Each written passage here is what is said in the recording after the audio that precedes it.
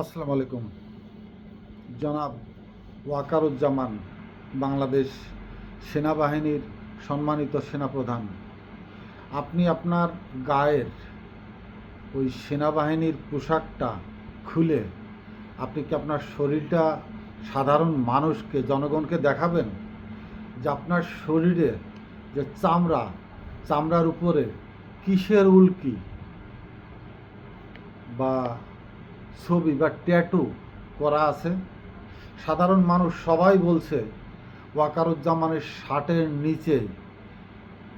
শার্টে যেমন সেনাবাহিনীর পোশাকে যেমন সেনাবাহিনীর পোশাকের ঐতিহ্য বহন করছে, ঠিক তেমনি তার ভিতরে তার শরীরের চারপাশ ঘিরেই নৌকার প্রতিচ্ছবি, নৌকার ট্যাটু, নৌকার উল্কি আঁকা আছে আপনার সারা শরীরে। আপনি কি সেটা দেখাইতে পারবেন সাধারণ মানুষকে? সাধারণ মানুষের জামার নিচেই চামড়া থাকে, আপনি কি চামড়া খুলে দেখাতে পারবেন? চামড়ার নিচেই আপনার প্রতিটা মাংসের কোষে কিসের প্রতিচ্ছবি? নৌকার, শেখ মুজিবের, শেখ হাসিনার, নাকি আওয়ামী লীগের? আপনার দেহে থেকে যদি সমস্ত কিছু খুলে নেওয়া হয়, উন্মুক্ত করে নেওয়া হয়, শুধু আপনার হৃৎপিণ্ডটা যদি পাওয়া যায়, যেটা আপনার হার্টবিট করছে, সেখানে যে রক্ত পাঞ্চিংয়ের যে শব্দ, ব্লাড প্রেশারের যে হার্টবিট যে শব্দ, সেই শব্দে কি প্রতিধ্বনিত হচ্ছে? জয় বাংলা, জয় বঙ্গবন্ধু, নাকি শেখ হাসিনা, নাকি আওয়ামী সরকারের আমলের আপনার ভিতরকার সেই তেজস্ক্রিয়তার প্রতিধ্বনি?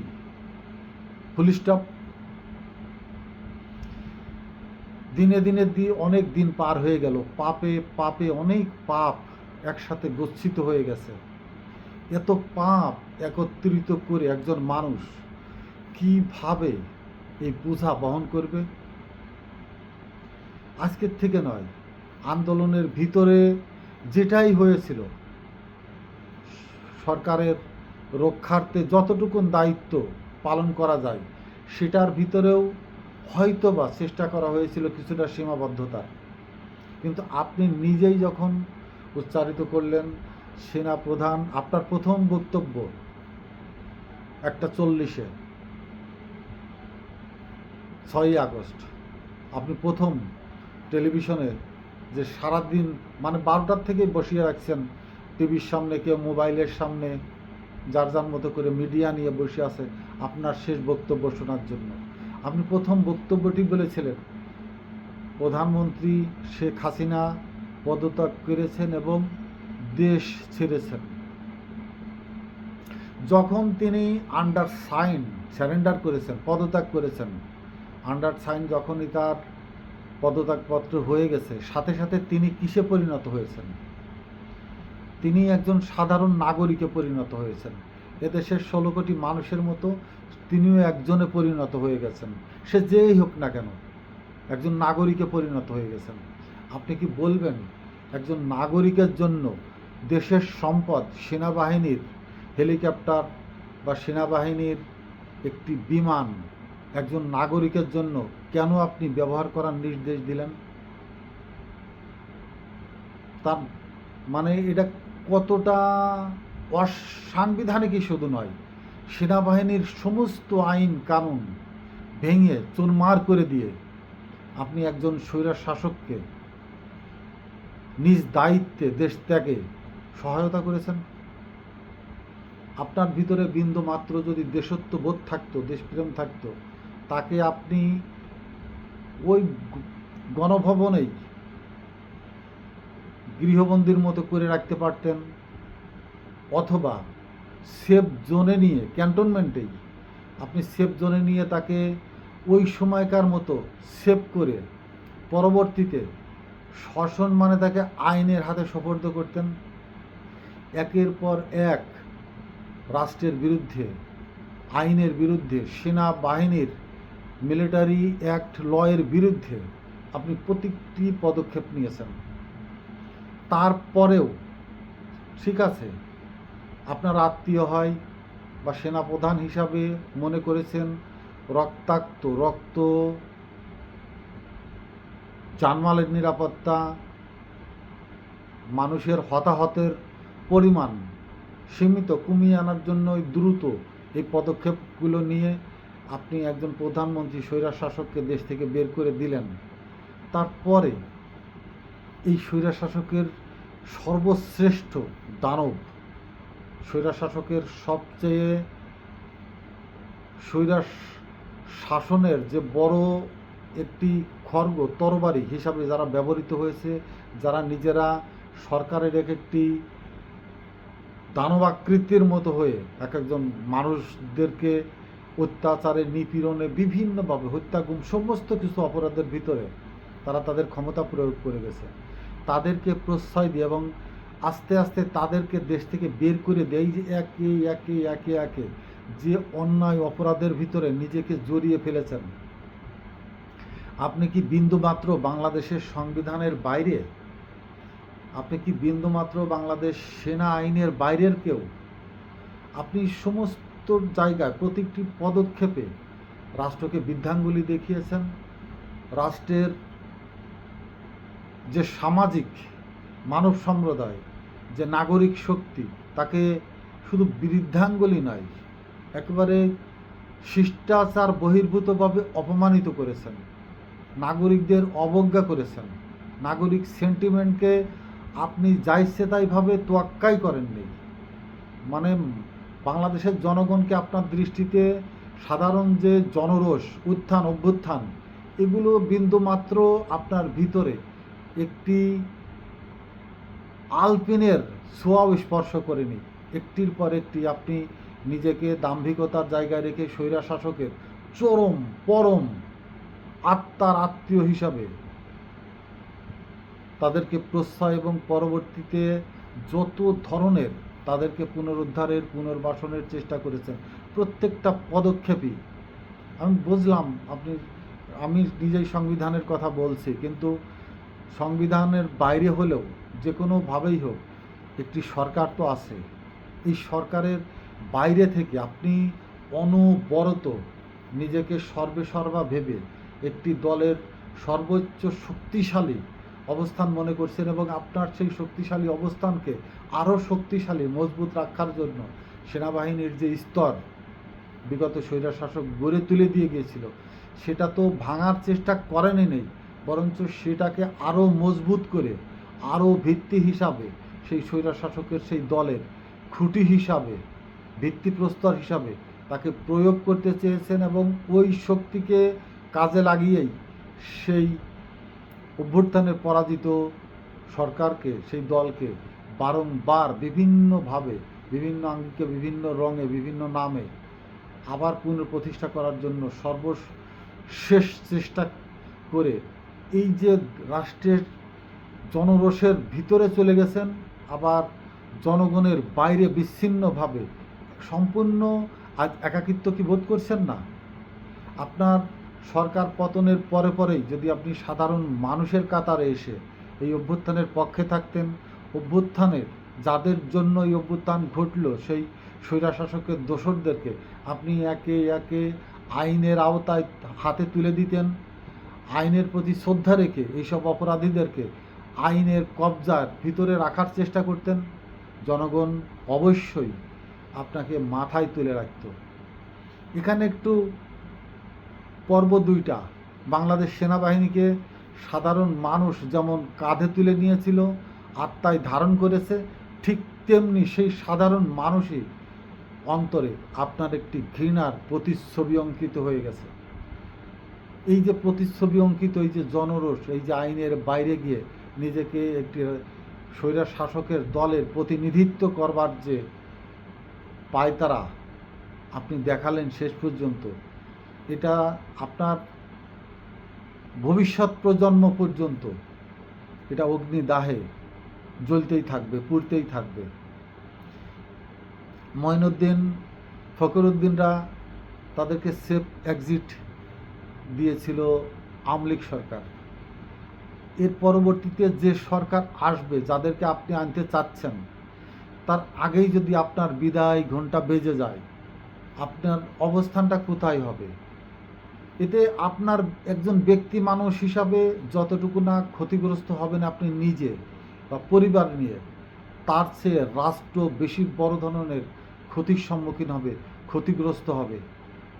আপনার ব্যক্তিগতভাবে রাজনৈতিক দলের একজন অভিভাবক হিসাবে যেভাবে উপস্থাপিত করার চেষ্টা করেছেন, সেই পরিপ্রেক্ষিতে যতটুকু ক্ষতিগ্রস্ত না হবে, তার থেকে অধিকতর কয়েক গুণ বেশি ক্ষতিগ্রস্তের সম্মুখীন হবে আন্তর্জাতিক পর্যায়ে বাংলাদেশ সেনাবাহিনীর ইমেজ, জনগণের মনে, জনগণের চিন্তাধারায়, ভাবনায় এই যে কলঙ্কের লেপন।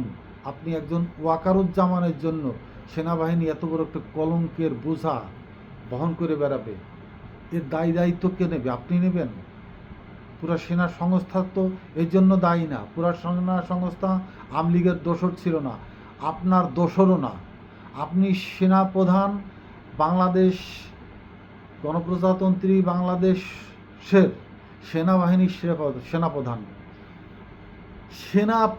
এখানে ভাবতে হবে সেনাবাহিনী এদেশের সম্পদ।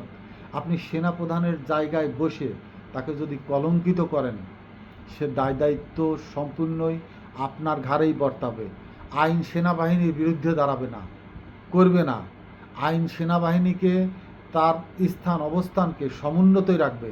কিন্তু আপনি ওয়াকারুজ্জামান যেখানে নিপতিত হলেন, যেখানে আপনার ধ্বংসাবশেষ চিহ্নটুকু রয়ে যাবে, থেকে যাবে, সেই জায়গাটা এমন হইতে পারে আপনি যে চেয়ারে বসে সেনাবাহিনীকে কমান্ড করে যাচ্ছেন, সেই চেয়ারটিও ঘৃণা ভরে জ্বালিয়ে পুড়িয়ে ভেঙে চুরমার করে ফেলা হবে ওই আর্মি হেডকোয়ার্টারেই।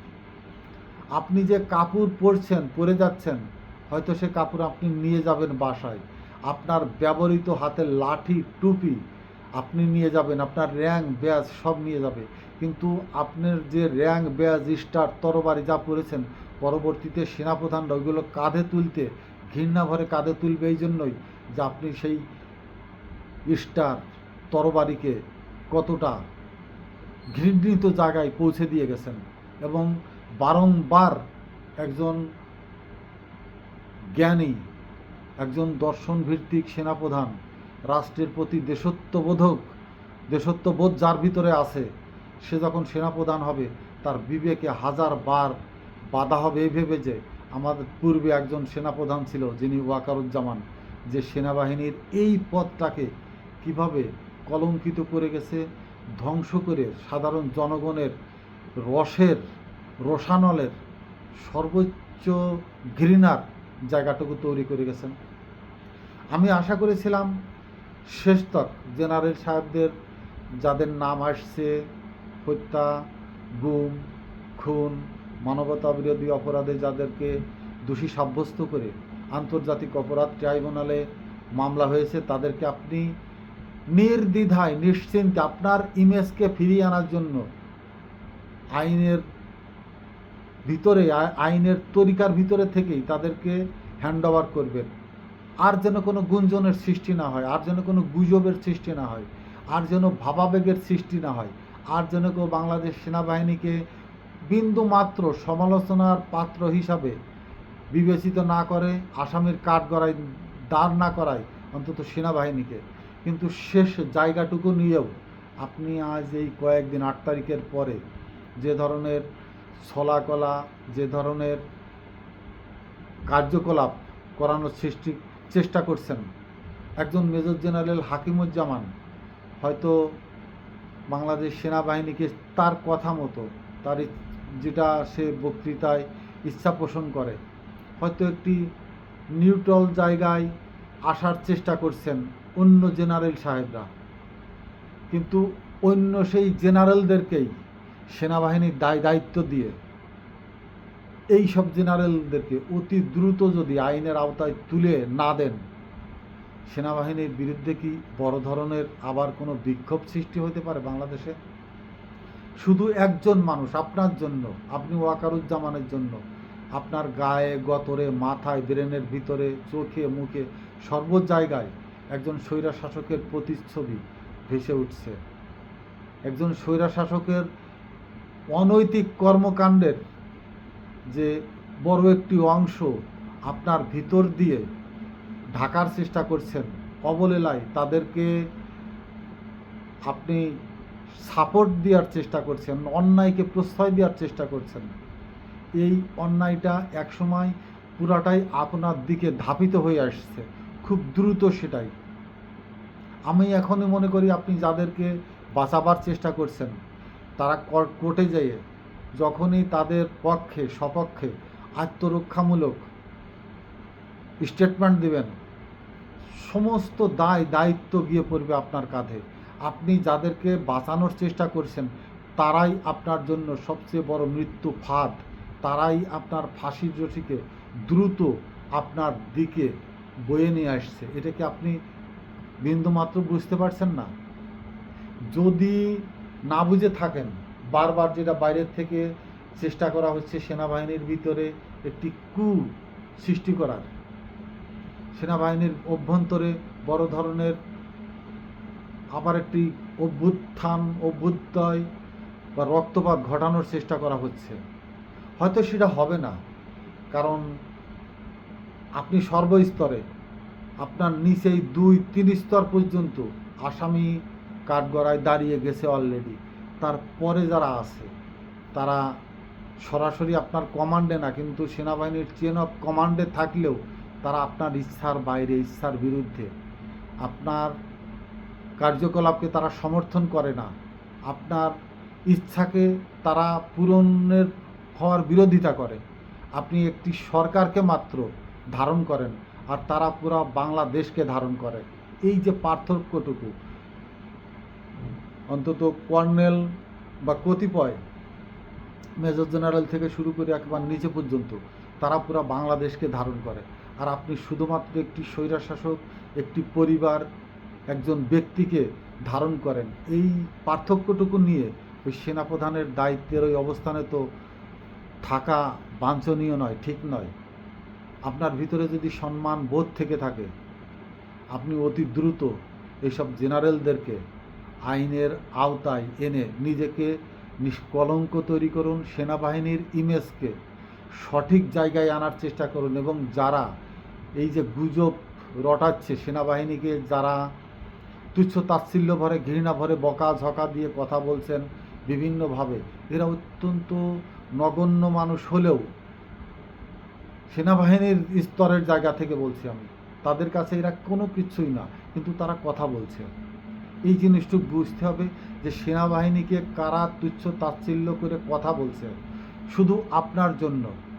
সেনাবাহিনীর প্রতি যদি আপনার বিন্দুমাত্র শ্রদ্ধাবোধ থাকে, একটি বাহিনী যার প্রধান আপনি হয়েছিলেন তার সম্মান রক্ষার্থের জন্য আপনার বিন্দুমাত্র যদি মমতাবোধ থেকে থাকে, দেশত্ববোধ থেকে থাকে, সেনাবাহিনীর প্রতি আপনার আইনের দিক থেকে শ্রদ্ধাশীল থেকে থাকে, এবং তাদের যে প্রধান আপনি সেই অভিভাবক হিসাবে তাদের ইমেজকে সমন্বিত রাখতে আপনার ন্যায় নীতিভিত্তিক কার্যকলাপের মাধ্যমে এই সময়টুকুর ভিতরেই সেনাবাহিনীকে নিরঙ্কুশভাবে সম্মানিত করে যাবেন, এই আশাটুকুই ব্যক্ত করছি। এবং আপনার শার্টের নিচে যে ট্যাটু আঁকা আছে, উল্কি আঁকা আছে, ছবি আঁকা আছে, আপনার গায়ে যে চকরা বকরা কাপড়ের নিচে চামড়ার উপরে মাংসের ভিতরে এবং আপনার হৃৎপিণ্ডের ভিতরে যে প্রতিধ্বনি আছে, এগুলোকে পরিবর্তন করতে হবে।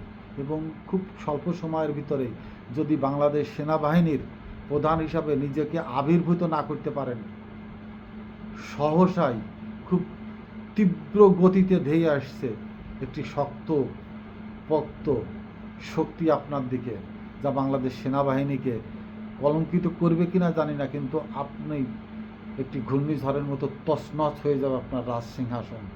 আসসালামু আলাইকুম।